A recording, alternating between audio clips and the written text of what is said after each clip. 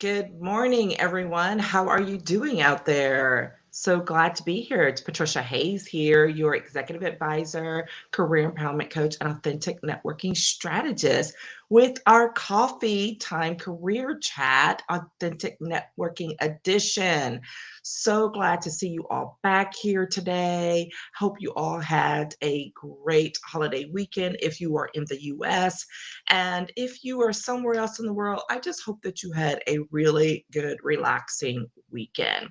So glad to be back with the last in our series where we've been focusing on National Career Development Month, which is in November. And we've just completed that.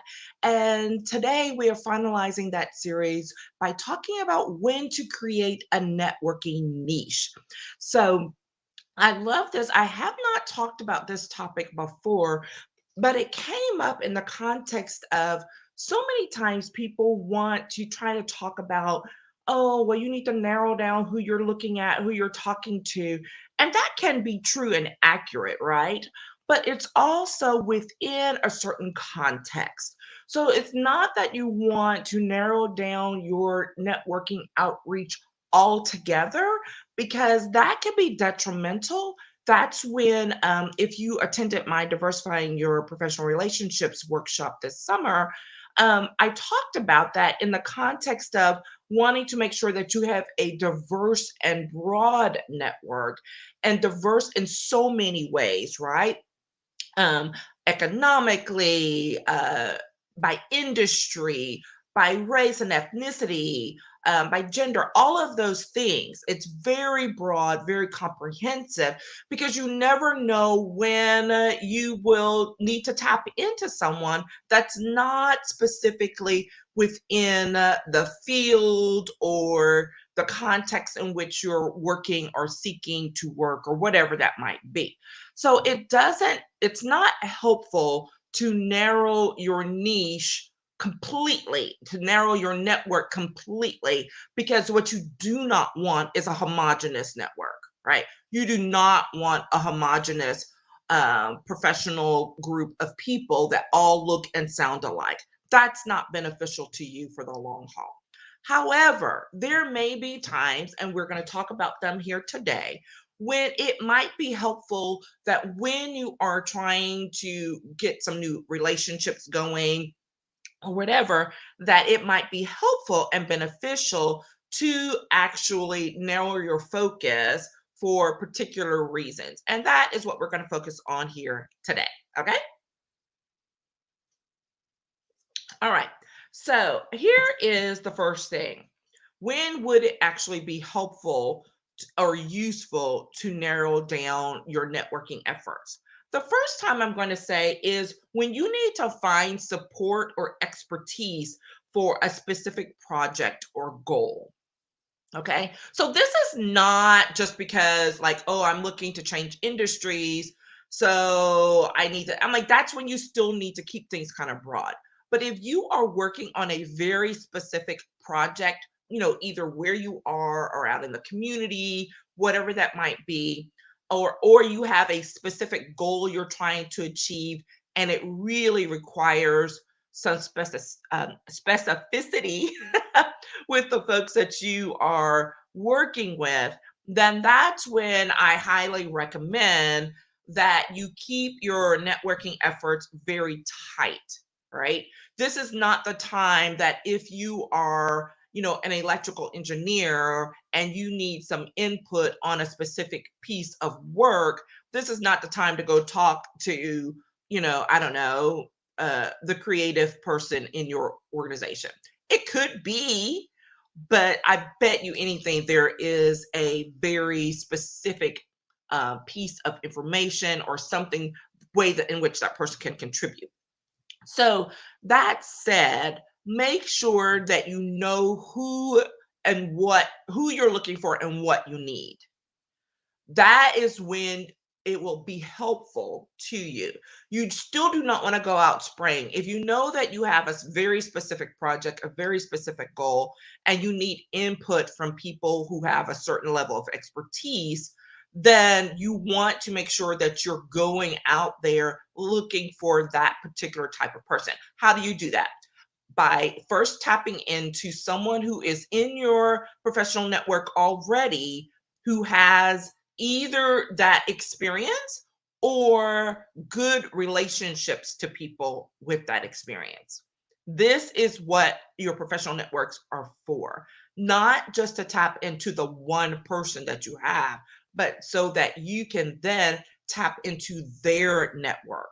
This is that piece where I say you don't need to know 500 or 5,000 people. You just need to know 50 pretty good, right? And be really to tap into them.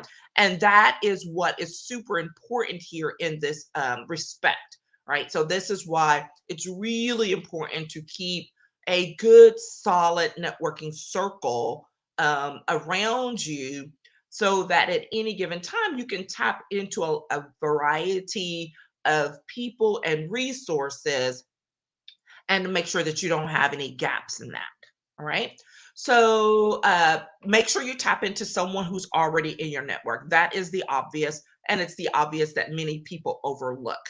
The second thing is to go check out some professional association or group or something like that. So if, let's say, you need a certain type of expert in, I don't know, corporate tax, then go look at an organization where there are tax accountants or tax lawyers or whatever that might be. Okay, go directly to the source and try to connect with someone there. Go ask for a referral. Those are very important resources. So tap into someone who's already in your network, tap into an association or a group that is affiliated with the type of persons that you are looking for. Okay. And then sometimes it doesn't hurt to make an ask to a core group of people that you know. Right. So this may be reaching out to people who don't have that area of expertise, but who you rely on for good information oftentimes. Right. So it may only be 4 or 5 people. This is not sending out an email blast saying, hey, I'm looking for this. Could it be, useful? Sure, but probably not. Not unless you are within a group that where there are again, there's people, it's still kind of controlled. I'm thinking about my networking group, right? My women's professional networking group, where I might send out an ask like that because it is a specific group of people, even though it may not have that expertise, but I know that I'm limiting the ask to a certain number of people, right? Not just blanket across the board. So I highly recommend that. It's so hilarious because last week I literally got a call and got on a call with one of my Canadian business friends who reached out to me for that very reason, right? So there's a potential project that she's working on, and she knew that she needed a little bit of insight because it's with a US client. And some of the things that were going, she's like, I'm not quite sure where to go. And I could be spending hours, looking for a needle in a haystack. And so she's like, so I reached out to you, Patricia, because I know that you stay pretty well informed and connected, and that hopefully you would be able to speed up this process for me as I start to lay a foundation for doing some of the research related to this work. So it was great. It was a perfect example of that type of thing where you reach out to someone who has a broad network or a broad source sense of resources, even if you're not sure that they are the exact one to provide the content or the information that you're looking for. Okay, I get those calls all the time. It always cracks me up. Okay, the number two reason when you might start looking at a networking niche is when there is a confidentiality or discretion is required for the situation. I have come across these types of things often. For those of you who don't know, I used to work in politics. I used to work for, some high level folks in state government and in politics. So there was always some situation where I needed to reach out to talk to someone to get a second opinion or to search for some more information. But I had to be extremely careful about who those people were because the situation either required extreme discretion, right? If I was dealing with very sensitive information, or because it was a confidential, there was a confidentiality aspect to it, right? This is when people will often get themselves boxed in because they were like, oh my gosh, I can't talk to anybody because. No, unless there is some very specific, like you have a non disclosure agreement or something like that, there are still ways to get input on a situation if you handle it correctly. Okay. So, absent some written agreement that says, no, you cannot talk to other people about this, right? So, we're not talking about those. I am not advocating violating any written agreements that you have regarding something. I am saying, though, that if you have a situation especially when it's extremely confidential or discretionary, you really don't want to give out that type of information, right? So you're going to tap into very, very few people. Most of the time, it's probably three or four at max. They're going to be people who are extremely trustworthy, who are basically, I like to call them a vault. When you have conversations, you know that it's not going anywhere because you've built up that relationship before. Now, if you don't have anybody in your network like this, then you need to start facilitating that type of relationship immediately. All right. We all need that kind of person where you can take sensitive information to and know that it's not going anywhere else. Right, is extremely important. Why?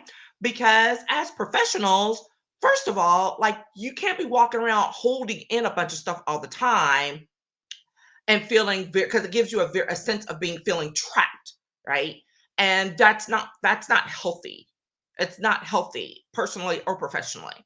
So you want to make sure that you build up a relationship with someone who you can trust in that way. Um, and that's something that happens over time. It may not happen, it could happen pretty quickly. Most of the time, it takes a little bit more time. So at least identify someone that you may already be relying on, but just maybe not to that degree. So this is something that takes some reflection. Okay. Another way of doing that is when you have a situation. I've done this before when I was shifting positions and I was at a very high level and I did not want people all in my business. So I went back, I call it my networking circles, and I went back like four or five, rings out to people who most of them were older than me at the time. They had solid careers and they were either folks that I was directly connected to or they were connected to someone else I trusted. What does that look like? A former boss, um, a friend of a mentor, right? Those are the types of people. People that I like to call that were in my fan club. So they were folks who were always asking about how am I doing? Let me know if I ever needed anything, and always just took an interest, right? And so those are some of the people you could include in something like this as well, right?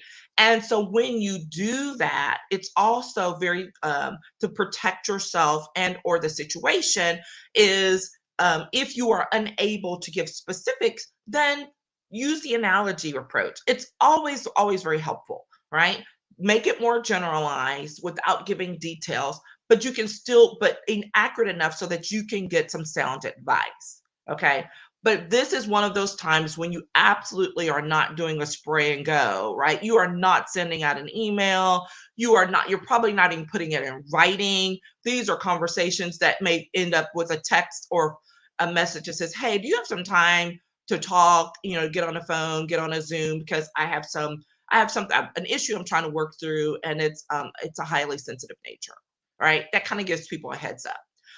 And again, you're only reaching out to a very, very small amount of people when that happens, 3 to 5 max. And that way you keep your confidentiality, your discretion situation very tight. There's nothing worse than someone having information and not being able to hold on to it. I was just talking to someone about this morning, and I had a little trigger moment because I had that happen one time when I was making a significant career move and had not had a time to share that information with my staff because someone ran their mouth. So, that's not cool. That's not cool. To this day, I'm not quite sure who it was. I'm very, like probably 90% sure of who it was at the time. But again, it happened so quickly and without my being able to do anything about it. So you don't ever want to put someone in that type of position. So make sure that you find a human vault that you can share things with and know that it's not going somewhere else. And the way you ensure that is you keep the circle extremely tight. All right.